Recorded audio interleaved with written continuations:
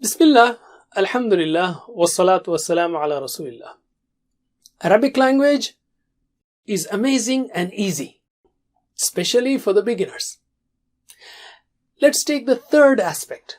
In Arabic letters, there is a message in the dots on the letters and in their shapes too. Isn't that interesting? Dots have a message. For example, an extra dot means strong airflow.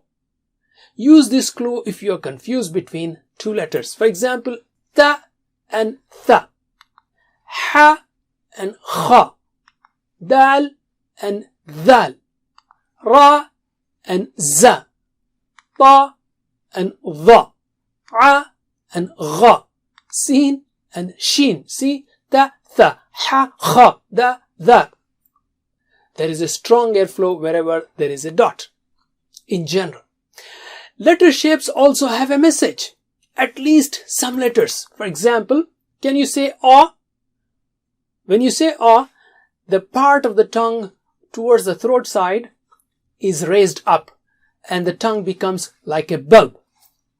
You know, there are 4 letters in Arabic: sa, dad, ta and dha. If I put fatha on them, the sounds are sa, da, ta, dha. All these letters are thick letters and their shapes indicate that you have to make your tongue in the shape of a bulb to say them. Arabic has an amazing history. There is no record of its evolution.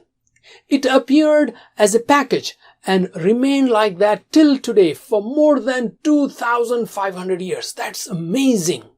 You can't read English of just 200 years ago, whereas Arabic, for thousands of years, it is the same. It looks as if Allah subhanahu wa ta'ala has sent down this amazing language as a package for revealing the Quran, his final book.